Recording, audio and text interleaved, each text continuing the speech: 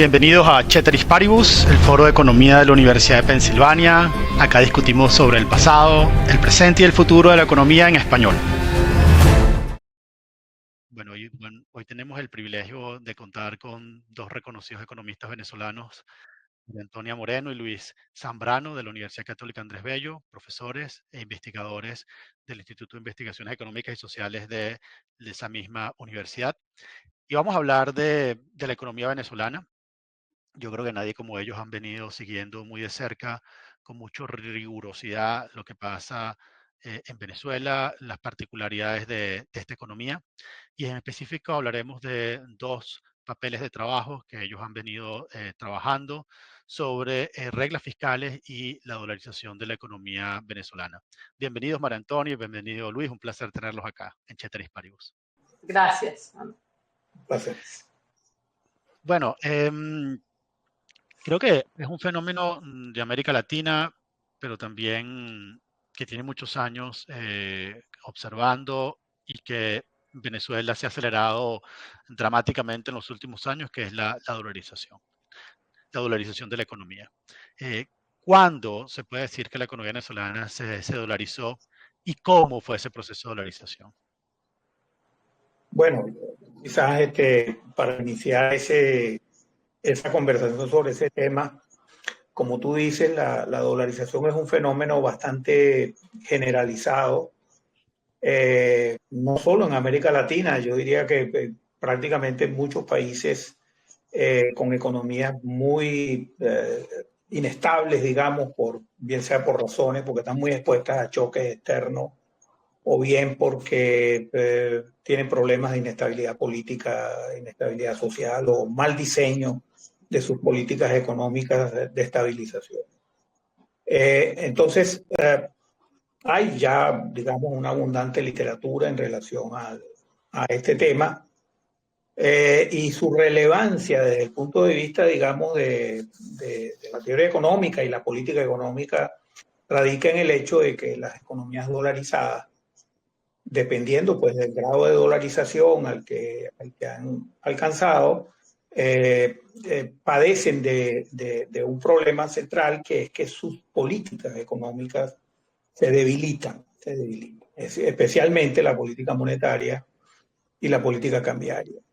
Estas dos áreas de política macroeconómica son súper relevantes en países que, como decía antes, están expuestos a choques internos y externos, porque justamente la política monetaria y cambiaria y los instrumentos que esas políticas suponen pueden ser muy útiles para amortiguar esos choques y para ayudar a estabilizar, digamos, siempre y cuando, por supuesto, las políticas estén bien diseñadas. De manera que las economías que están muy dolarizadas, digamos, pierden esos instrumentos, pierden la capacidad de poder utilizar estos mecanismos y estas áreas de política para poder lidiar con los temas de inestabilidad sobre todo. Aunque también en muchos casos la política monetaria y cambiaria pueden ser también instrumentos importantes en lo que se refiere a las áreas del crecimiento económico, etc. Entonces, la dolarización como problema ya tiene, digamos, un lugar importante en la teoría económica y en la política. Entonces, en el caso de Venezuela, el fenómeno de la dolarización es un fenómeno también que tiene larga historia, digamos, para decirlo de alguna forma. Venezuela fue un país en el siglo XX, por lo menos en la primera parte del siglo XX, bastante estable desde el punto de vista económico, con una gestión fiscal más o menos automática, sin grandes problemas, y en general, pues con un manejo en la política monetaria también más o menos automático, que no generó distorsiones importantes ni episodios importantes de inestabilidad económica, incluso en momentos severos de inestabilidad política. Sin embargo, pues por supuesto, a partir del digamos, de la segunda parte, o sobre todo en el último tercio del siglo XX, pues la inestabilidad, primero económica y luego la inestabilidad política y social, se hicieron presentes con fuerza, y eso tiene mucho que ver con el tema de cómo la economía venezolana se fue dolarizando progresivamente. Pero la dolarización hay que entenderla en tres dimensiones, ¿no? Una cosa es la dolarización financiera, que sí, que tempranamente comenzó en Venezuela con mucha fuerza, digamos, a partir de la crisis en los 80, que estuvo asociada a la crisis cambiaria, una importante crisis cambiaria, eh, y a un conjunto de políticas que se implementaron para tratar de lidiar contra esa crisis cambiaria, que terminaron, pues, estimulando a que los agentes económicos internos, sobre todo los que tenían capacidad importante de ahorro y activos, digamos, significativos, y se produjo un traslado muy rápido, una transferencia muy rápida desde la economía interna hacia el sector financiero y otros países con monedas más sólidas. Y allí comenzó, digamos, una importante pérdida del bolívar como reserva de valor, o sea, en su función de reserva de valor. A partir de ese Sí. momento, hubo una gran transferencia, repito, de ahorros desde la economía que se manejaba en bolívares hacia áreas, digamos, donde esos activos fueron rápidamente convertidos en activos externos, en divisas. Y eso se agravó, entre otras cosas, porque no se tuvo, digamos, la visión, o por lo menos en ese momento no fue relevante, de dictar un conjunto de medidas para tratar de retener ese ahorro, aunque fuese en moneda extranjera, en la banca nacional. Entonces, por supuesto, ante una incertidumbre muy importante sobre la solidez del bolívar y su capacidad para poder mantener su grado de conversión con respecto a las divisas y poder adquisitivo interno, lo que hubo fue entonces una gran transferencia, una fuga de capitales muy grande, digamos, que no retornó jamás, o muy poco de eso fue lo que retornó. De manera que en ese sentido la dolarización financiera en Venezuela podríamos ubicarla, digamos, ya en los años 80 del siglo pasado. Sí. Por supuesto,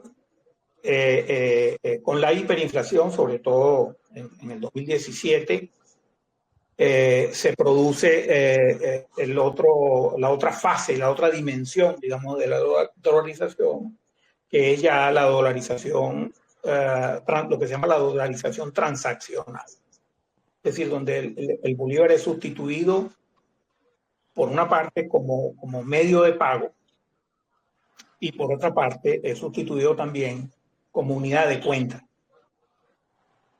Hay tres dimensiones, repito, de la dolarización. La dolarización financiera, luego está la dolarización transaccional, y luego está también la dolarización asociada a la pérdida del signo monetario local como unidad de medida del valor. Entonces, estas últimas dos funciones, dolarizaciones, entonces la podemos ubicar a partir del 2017, que es cuando, digamos, se agudiza el proceso hiperinflacionario en Venezuela. Bueno, eso es lo que Ahora, podría decir en relación y, a la evolución de la... y alguna particularidad, Luis, respecto a los países petroleros. Eh, Muchos países árabes pegan su moneda al dólar, tienen reservas como mantenerlo. Eh, Venezuela durante muchos años funcionó prácticamente como una caja de conversión. Este, ¿qué particularidades tienen estos países petroleros, y por qué luego es tan difícil estabilizar cuando tienes una economía bimonetaria como la que tiene Venezuela actualmente? Bueno, el ser petrolero per se no te condena a dolarizarte. De hecho, bueno, tenemos varios ejemplos de países petroleros con monedas fuertes, con monedas locales fuertes, llanamente porque la confiabilidad en que esa moneda mantenga su capacidad de compra, que sea una alternativa de reserva de valor y que además de eso mantenga su paridad, digamos, más o menos estable con relación a las principales divisas, digamos, internacionales, es lo que en última instancia garantiza que, aunque tú seas un país exportador de materias primas y seas un país petrolero, no tienes por qué estar dolarizado. El problema de la dolarización tiene mucho que ver, es cómo las autoridades, digamos, que manejan la política económica del país, lidian, digamos, con los choques, tanto externos como internos, como te decía antes, ¿no? De manera que en Venezuela el bolívar fue una moneda fuerte, fue una moneda confiable, incluso había preferencia en muchos momentos, hubo preferencia por mantener tus activos en moneda local, en bolívares y no en dólares. El tema de la dolarización o la pérdida de capacidad del bolívar de ser una moneda confiable estuvo fundamentalmente asociada al manejo de la política económica interna frente a los choques, repito, externos e internos. Entonces, es un tema más que tiene que ver en el caso venezolano especialmente y en otros países petroleros que han tenido experiencias similares. Tiene que ver sobre todo con el tema de la política fiscal, con el manejo de la política fiscal, con la manera, sobre todo cómo financia el gasto público y cómo maneja el tema de la deuda fiscal, digamos, la deuda del sector público. Este es un aspecto central. Es decir, si tú quieres buscar o entender la historia, digamos, en el manejo de los asuntos monetarios y los asuntos fiscales, en un país petrolero, pues concéntrate sobre todo en el área fiscal. Porque finalmente, el manejo de la política fiscal termina dominando a la política monetaria y termina dominando también a la política cambiaria. Entonces, un mal manejo de la política fiscal es lo que está siempre detrás como causa fundamental de un proceso de dolarización en un país, por ejemplo, petrolero como Venezuela. Y de eso es lo que hablaremos con la siguiente parte de este episodio con María Antonia. Pero vamos a terminar de cerrar los temas de dolarización que tienen que ver más con la política monetaria. Y uno de los temas cuando tienes esta dolarización es que el Banco Central pierde efectividad, la política monetaria pierde efectividad. Sería bueno que explicaras para nuestra audiencia por qué eso ocurre, porque el Claro. Banco Central pierde margen de maniobra y porque es tan difícil estabilizar una economía dolarizada, porque es más difícil o puede llegar a ser más difícil. Sí, el problema fundamentalmente es que al perder la moneda local, sus funciones, bueno, el Banco Central pierde en buena medida los mecanismos a través de los cuales puede influir con sus decisiones de política sobre la economía. Porque el Banco Central emite moneda local y administra esa moneda local. Si esa moneda local no es útil para los agentes económicos, o más bien incluso es rechazada por los agentes económicos, es evidente que el Banco Central pierde pues, su poder de influencia. Y la política monetaria la ejecuta fundamentalmente el Banco Central. El Banco Central. Entonces, como te decía antes, el Banco Central no solamente pierde poder sobre el manejo de la moneda nacional, sino que también pierde poder influir especialmente sobre el tipo de cambio, sobre el movimiento cambiario, que es el otro aspecto, digamos, un aspecto central también en el análisis de los temas que están vinculados a los problemas asociados a la dolarización.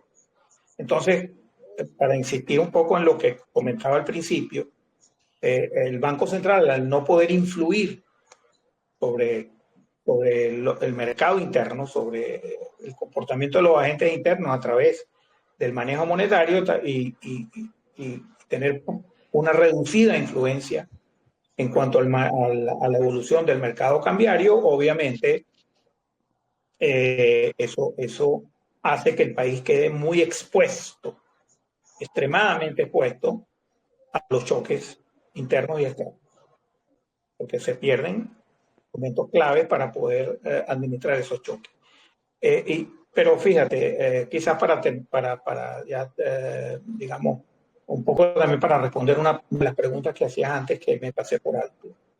Si tú tienes si bien el origen de la dolarización de economías como la venezolana está centrado en el tema fiscal y en el tema del financiamiento, de la manera como se financió el gasto, o cómo se administró el ajuste en términos fiscales.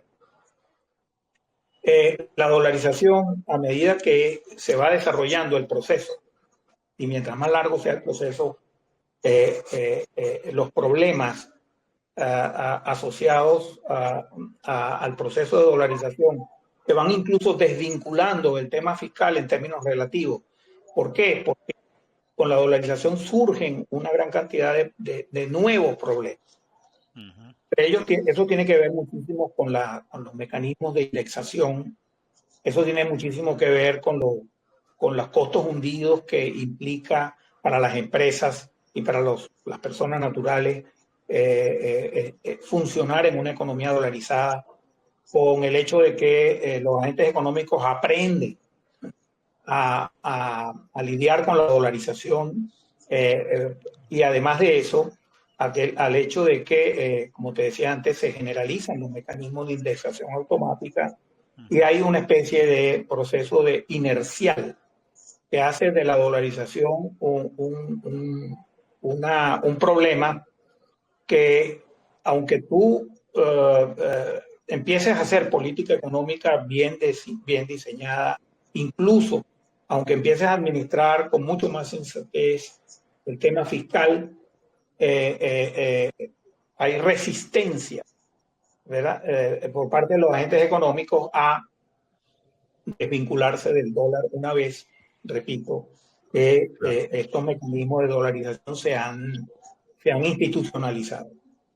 Entonces, hay ejemplos en América Latina incluso muy claros de países que lograron altos niveles de dolarización, luego empezaron a hacer política económica mucho más sensata, mucho más seria,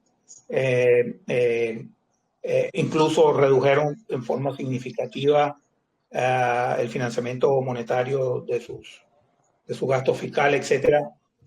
Y sin embargo, siguen estando muy dolarizados. Entre otras cosas, porque una de las cuestiones que cuesta más recuperar en una economía es la reputación de las instituciones. Claro. Puede tener un banco central con un directorio impecable, con gente muy capacitada, pero si la economía ha estado muchos años expuesta a procesos inflacionarios, donde la dominancia fiscal ha sido tradicionalmente muy importante, donde además estas autoridades, estas instituciones han perdido mucho su reputación, digamos. Recuperar eso es difícil, es un proceso largo y además los agentes económicos tienen memoria, ¿no? Claro. Sobre todo si han sufrido, o sea, en economías donde ha habido crisis importantes, fuertes, largas, recuperar la credibilidad en las instituciones no es una tarea sencilla, una tarea sencilla. Digamos, Luis, si las cosas se hicieran bien en Venezuela, ¿es posible estimar un tiempo en el cual esa confianza del bolívar se pueda recuperar? O simplemente, o qué experiencias ha habido en la región, por ejemplo, el caso de Chile, Perú, ¿no? Que son economías que han sufrido procesos similares, tal vez en menor magnitud, pero que han tenido bancos centrales exitosos. ¿Qué experiencia nos dice, nos dan estos países? Bueno, la primera cosa es que yo creo que hay una discusión pendiente en Venezuela sobre qué hacer con el tema del Banco Central y qué hacer con el tema del Bolívar. Por supuesto, muchos economistas creemos que hay que hacer todo el esfuerzo posible para recuperar la capacidad de tener una moneda local, de desdolarizar de alguna forma la economía y recuperar los instrumentos de política económica de los que hablábamos antes, porque son instrumentos, repito, sumamente importantes. Y mientras la economía es más grande y más compleja, esos instrumentos son más valiosos todavía. Claro. Pero ciertamente, si bien hay un aspecto, digamos, que teóricamente es deseable que el país se desdolarice, sobre todo porque si estamos planteando una economía que debe sufrir transformaciones estructurales importantes, si tiene que cambiar su modelo de desarrollo, etcétera, no tener la capacidad para hacer política monetaria y cambiaria es ciertamente una desventaja. Eso creemos muchos economistas que reflexionamos sobre ese tema en Venezuela. Pero también decía que yo creo que la dolarización se ha enraizado profundamente en la economía venezolana. Uh-huh.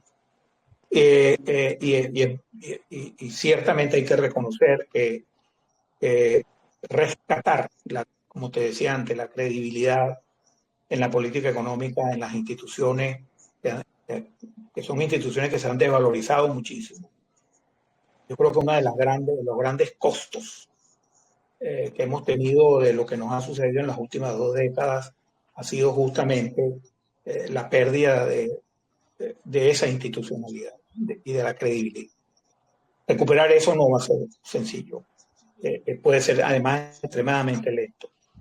Y dependiendo muchísimo de cómo enfocamos el tema de la recuperación del crecimiento, y aquí tenemos que discutir temas que seguramente no vamos a poder abordar hoy, sobre el rol del petróleo otra vez, de la inversión extranjera en la recuperación de la economía venezolana, etcétera, de los sectores a los cuales creemos que podemos tener alguna ventaja, incluso el tema de cómo nos va a golpear la transición energética, Correcto.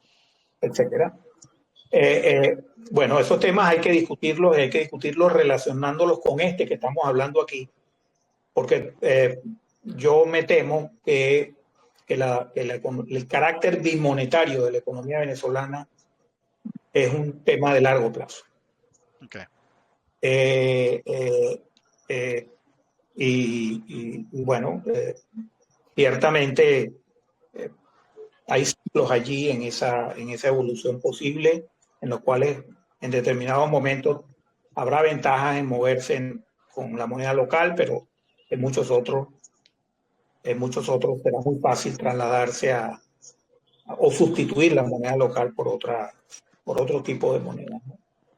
Entonces es difícil predecir eso, predecir un poco o responder a tus preguntas, Uh-huh. porque hay demasiados factores, digamos, sobre los cuales no tenemos en este momento ni idea de cómo pueden evolucionar, ¿no? Entonces, ahí hay una decisión de política económica, para mi juicio, muy relevante, que es, bueno, eso, pensar a Venezuela como una economía bimonetaria en el largo plazo, o tratar de restituir una moneda nacional.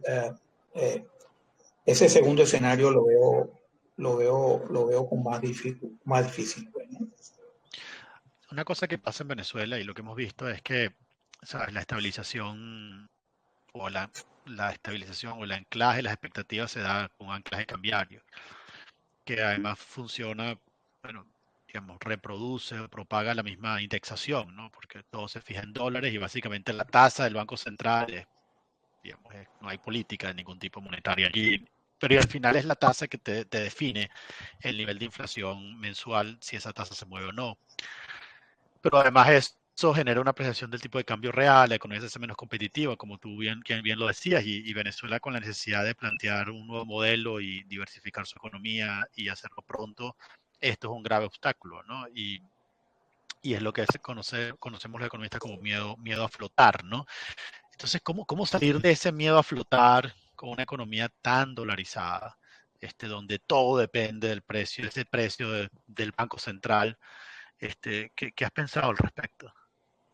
Bueno, no estoy seguro que todo depende del tipo de cambio. Fíjate, una de las características de las economías cuando se dolarizan y se dolarizan primero rápidamente y con un nivel de dolarización muy alto, es que también el tipo de cambio pierde su significación para los agentes económicos. Pensemos, por ejemplo, en una economía, pensemos en una empresa exportadora que sus ingresos están dolarizados y que sus costos también lo están en buena medida, porque una parte importante de sus costos tiene que ver con bienes importados que son pagados en dólares e incluso paga las remuneraciones en dólares. Bueno, en el extremo, una empresa con esas características le importa un bledo casi el tipo de cambio. Es Claro, decir, solo es relevante el tipo de cambio cuando va a pagar un impuesto porque hasta ahora el gobierno le está exigiendo que lo pague en moneda local, pero de resto no le importa en absoluto. Yo diría que hoy incluso desde el punto de vista del análisis del tema inflacionario en Venezuela, para muchos agentes es mucho más importante, están dolarizados, que se mueven básicamente en una dimensión distinta, digamos, al bolívar. Lo que le interesa es si los precios en dólares se mueven o no. Los precios en bolívares ni le importan. Y lo ves incluso en el comportamiento diario en un supermercado. La gente va, los precios están todos fijados en dólares. Tú preguntas cuánto fue la compra y lo primero que te responde la cajera es tantos dólares. Y luego te pregunta cómo vas a pagar. Y la verdad, si la cajera te dice son tantos bolívares, tú inmediatamente le preguntas, no, no, dímelo en dólares. Eso es un poco el reflejo real. ¿Qué es lo que está reflejando eso? Lo que eso está reflejando es que el tipo de cambio pierde su significación para la toma de decisiones económicas en una economía que está muy dolarizada. Entonces, yo creo que hoy es mucho más relevante medir qué está pasando con los precios en dólares y con la variación de los precios en dólares que lo que pasa con la variación de los precios en bolívares. Para muchos agentes económicos. Y no solo me refiero a empresas, me refiero también a personas naturales. Y bueno, en ese sentido creo que la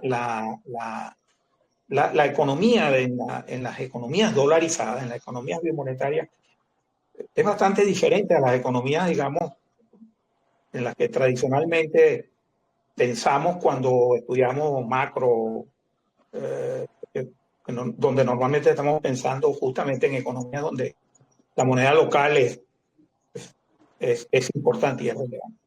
La teoría económica en las economías dolarizadas es muy particular y muy diferente, claro. digamos, a la tradicional. Entonces creo que el rol del tipo de cambio, repito, a medida que te vas dolarizando, va perdiendo significación para entender cómo los agentes económicos están tomando decisiones. Bueno, muchas gracias. Yo realmente sí, extraordinario esta conversación sobre dolarización de la economía venezolana y las particularidades que esto tiene y las complejidades y los retos que esto aporta. Y hemos llegado a la dolarización, eh, eh, bueno, básicamente por un gran desorden fiscal, digámoslo así, como tú decías, al final esto no llegó de la noche a la mañana, sino llegó también por, bueno, la hiperinflación. La gente defendiéndose, ¿no? De la hiperinflación se dolariza, sobreviviendo. Eh, y esto venía ya con, digamos, esa hiperinflación al final es un fenómeno fiscal, o sea, tiene un gran componente fiscal y por eso también tenemos acá a María Antonia Moreno, eh, que ha venido trabajando todos estos temas fiscales y de la economía venezolana. Y María Antonia, bueno, bienvenida, por supuesto, ya lo hice al principio. Este, Gracias. ¿Qué pasa, ¿no? En Venezuela desde el punto de vista fiscal y qué hace falta, ¿no? O sea, en general, para tratar de que, bueno, un proceso hiperinflacionario o un gran déficit fiscal no vuelva a ocurrir en Venezuela y qué reformas tributarias hacen falta o fiscales para avanzar en esta dirección, en el camino correcto. Gracias, Ángel. Sí, sí, queremos dar una buena fundamentación de la situación en que se encuentra la economía venezolana actual, de la cual Luis acaba de hacer una buena descripción, porque pasamos de una economía que en los años 60 y 70 gozaba de una relativa estabilidad macroeconómica a una economía dolarizada con altos niveles de déficit fiscal y de deuda pública y con cambios en la política económica forzados por el propio tratamiento que se le ha dado a los desequilibrios macroeconómicos en el pasado. Entonces, transitando, haciendo, digamos, una referencia a un largo periodo histórico y en donde ahora desembocamos en una economía como la descrita, obviamente uno de los fundamentos claves para entender esa transición es la evolución del sector público, de las políticas fiscales y de la forma como se han financiado. En Venezuela nosotros podemos identificar obviamente dos periodos, un periodo de bajo déficit y de bajo nivel de endeudamiento. Eso duró justamente hasta mediados de los años 70, cuando empezamos a enfrentar una economía caracterizada por una alta volatilidad petrolera, tanto hacia ciclos expansivos de la renta, originada en la actividad petrolera, como en ciclos contractivos. Y de ahí en adelante, lo que conocemos es una historia de déficit creciente. Sin embargo, en esta etapa hay una variedad de cosas que necesitamos precisar. Ha variado el enfoque de la política fiscal, ha variado el marco regulatorio de la política fiscal, y entonces así nos encontramos con dos situaciones muy claras, una situación de déficit crecientes y de endeudamiento creciente, sobre todo en los periodos que van desde el primer boom de los 70 hasta el último boom petrolero que tuvimos entre 2004 y 2014, caracterizado por una forma de financiamiento del gasto público fundamentalmente con endeudamiento. Es decir, el endeudamiento el endeudamiento que hace el gobierno durante ese periodo está amparado fundamentalmente en el flujo de recursos petroleros que hace atractivo a este país en los mercados internacionales para contratar deuda. Una vez que se acaba la bonanza petrolera, y tenemos entonces la herencia de una deuda pública muy elevada y se nos cierran las fuentes de financiamiento, entonces la forma como tiene el gobierno para enfrentar sus déficits fiscales es usar el financiamiento puro de gran parte, el financiamiento monetario puro de gran parte del gasto público. Y después, en la medida en que se desata la inflación y la hiperinflación, entonces corregir la política fiscal bajando el gasto público. Entonces, fíjate que tenemos unas situaciones en donde la forma de encarar el financiamiento de los déficits ha sido utilizando primero, digamos, después desde mediados de los 70, primero el endeudamiento público interno y externo y de una manera creciente. También en la medida en que se empiezan a generar desequilibrios macroeconómicos, aparece el financiamiento de gran parte del déficit con diferencial cambiario, porque en la medida en que el tipo de cambio se va devaluando, el gobierno va recibiendo ingresos provenientes del diferencial cambiario, PDVSA paga en divisas, y si el ingreso en divisas de un mes fue de $1.000 millones y el del otro mes sigue siendo $1.000 millones, pero si el tipo de cambio se devalúa entre un mes y el otro, aparece el diferencial cambiario. Y es decir, el diferencial cambiario ha ocupado en promedio, si lo queremos medir como fuente de financiamiento del gasto público, 4 puntos del PIB en promedio anual. Medidos hasta ahora, hasta recientemente, digamos, hasta el 2017, 2018.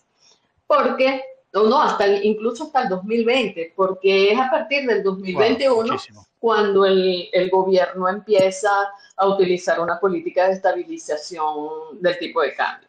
Entonces, un sector público acostumbrado a estar financiado con endeudamiento y con diferencial cambiario, y se le ven cerradas sus fuentes de recursos externos, entonces obviamente mientras mantenga una política fiscal expansiva, tiene que acudir al financiamiento monetario del Banco Central. El financiamiento monetario del Banco Central incluso no empezó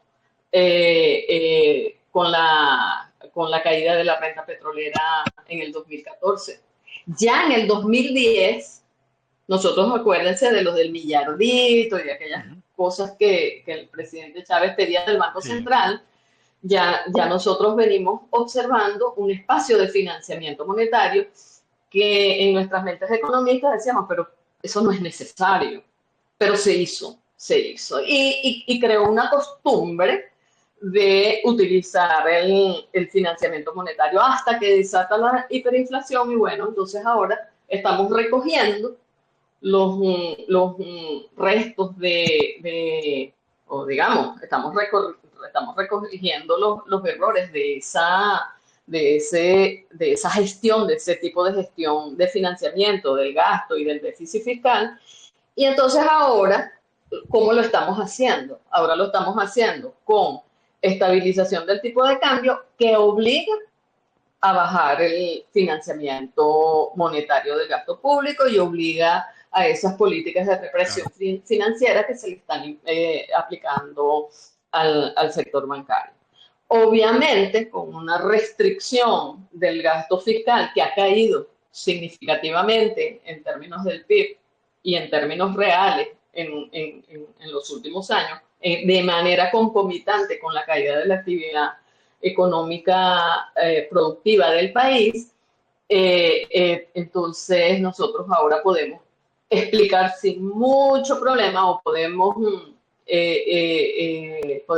dar fe o fundamento del gran deterioro que experimentan los servicios públicos, el deterioro de la infraestructura física del país, de los servicios de electricidad, los servicios de agua, todos que incluso muchos de ellos pasaron a ser totalmente monopolizados en el sector público y ahora el propio sector público no tiene cómo enfrentar sus propias responsabilidades. Entonces aquí tenemos, digamos, un panorama bastante estilizado de las finanzas públicas del país, de cómo nos hemos financiado.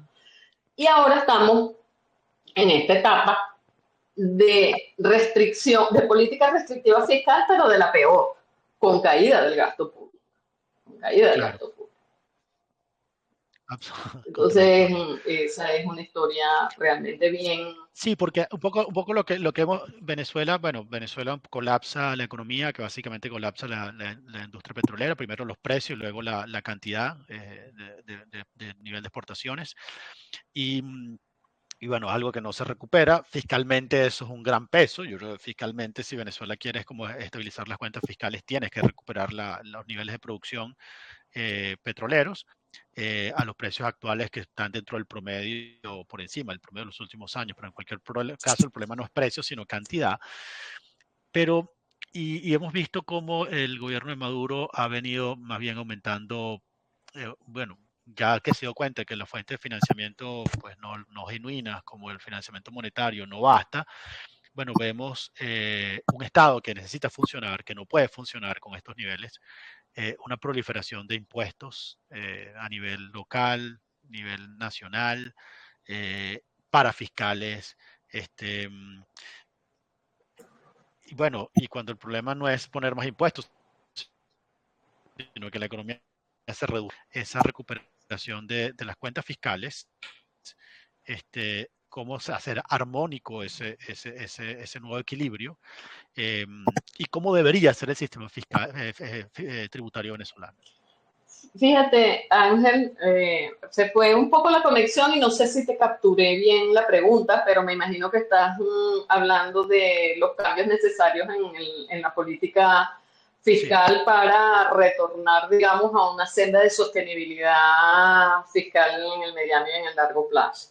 Si te interpreté bien, en el recuento que hice anteriormente, detrás de esos resultados y detrás de esos hechos utilizados de las finanzas públicas del país, obviamente ha estado un marco institucional macrofiscal que se fue transformando y que en su proceso de transformación permitió todas estas distorsiones y todas estas decisiones que nos han llevado a la situación actual en el sector público. Y en ese sentido, entonces, lo que nosotros tenemos que hacer es, la primera cosa es revisar ese marco macrofiscal y ver cuáles son las transformaciones necesarias para que la conducta de los gobiernos y de los políticos en función de gobierno empiecen a internalizar que el ejercicio de la política fiscal tiene que ser responsable y requiere entender determinadas cosas. En el marco macrofiscal venezolano, que yo he podido revisar, hasta muy recientemente, porque siempre tratamos de incorporar las nuevas decisiones de política económica, a grandes rasgos nosotros tenemos un marco en donde se permitió el endeudamiento público de manera ilimitada.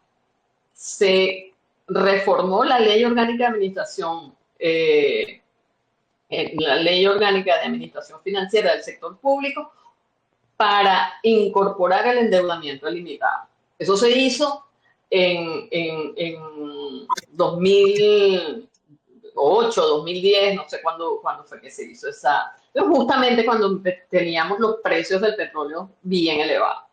Nosotros tenemos un marco macrofiscal en donde el sistema tributario es un sistema tributario bastante distorsionado, porque es un sistema tributario al cual se le fueron añadiendo un conjunto de decisiones, como las que tú acabas de mencionar, la incorporación de impuestos parafiscales, la incorporación, las decisiones estas de pago adelantado de impuestos sobre la renta y de IVA, los cambios en el Código Orgánico Tributario para facilitar el rezago del ajuste de la unidad tributaria, por mencionar tres que son emblemáticas en el comportamiento del sistema tributario actual de Venezuela.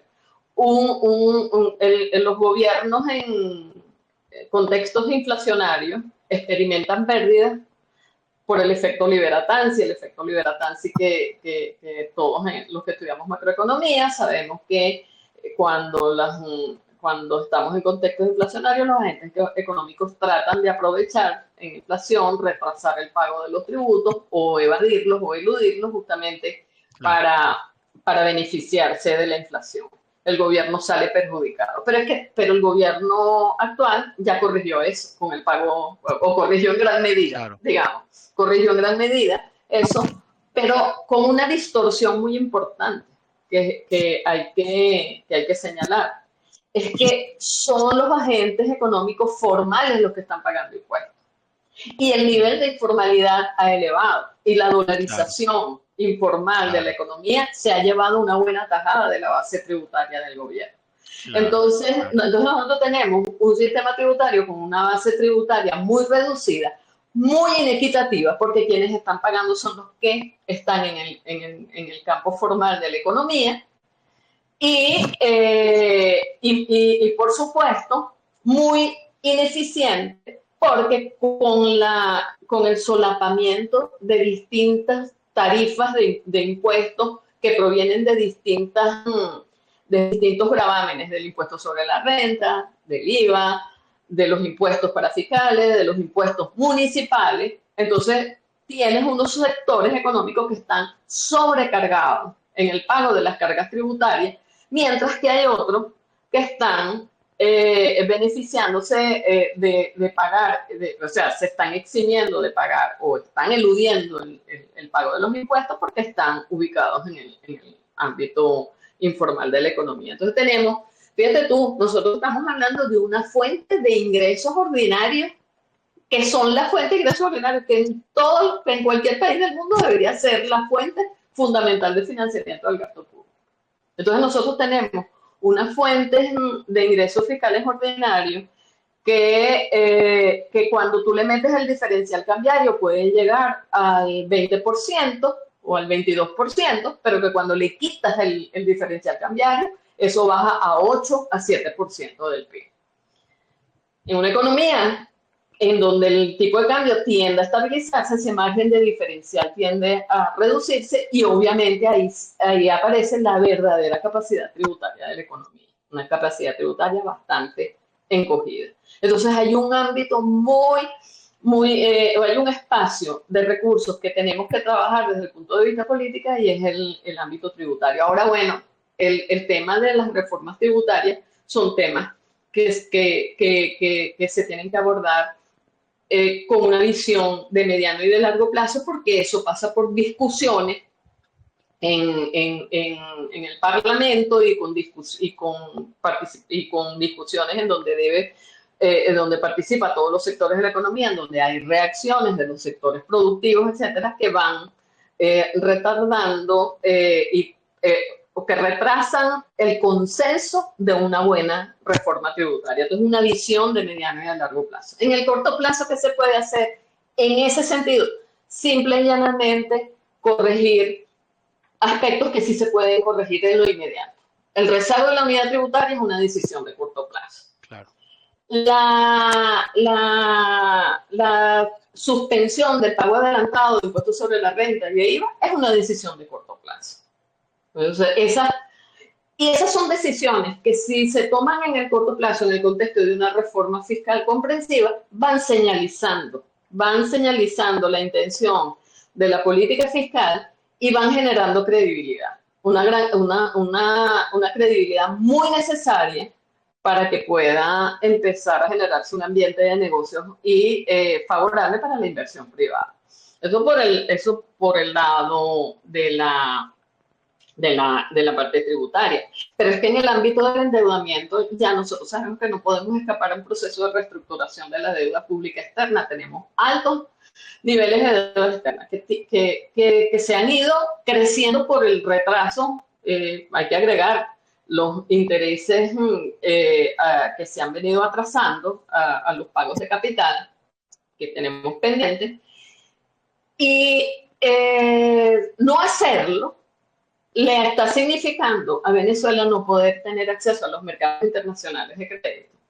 No hacerlo le está significando a Venezuela la imposibilidad de acceder a recursos externos en los organismos multilaterales, porque no solamente tiene deuda bilateral congelada, sino porque también con estos organismos tiene deudas de información, porque el otro problema que es un rasgo estructural de las finanzas públicas venezolanas es la falta de transparencia de la gestión.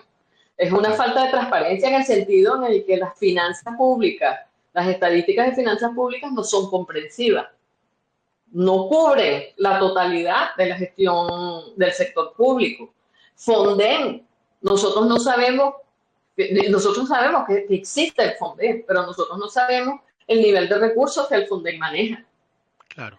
Nosotros sabemos que Bandes es una institución de inversión del Estado. Nosotros no sabemos qué recursos está manejando Bandes. Acuérdense que Bandes es el representante del gobierno venezolano en el Banco de Desarrollo de China y tiene una información sobre el estado de la deuda que el país todavía tiene pendiente con la República de China. Pero nosotros no tenemos ese detalle, no sabemos cuánto le debemos a China.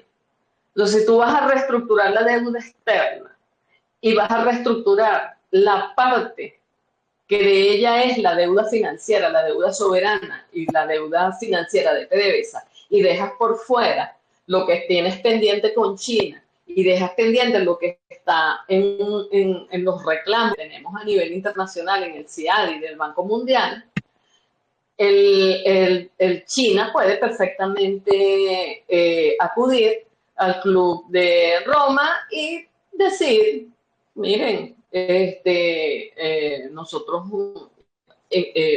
porque lo puede hacer, puede impugnar, por ser miembro del Fondo Monetario Internacional, puede impugnar cualquier proceso de reestructuración que no involucre un compromiso de cómo Venezuela va a pagar esa deuda. Y recuérdese que los procesos de consolidación fiscal tienen que ser procesos de consolidación en donde se sepa exactamente cuál es el nivel de deuda que tiene el país. Entonces, ya te dije qué cosas se pueden hacer en el corto plazo. Y bueno, ya más hacia el largo plazo, aparte de la reforma tributaria, está todo el tema de la responsabilidad fiscal y de las reglas fiscales, que es un tema que también hay que abordarse, pero desde el punto de vista de un proceso que va a tomar tiempo en su diseño y en su implementación.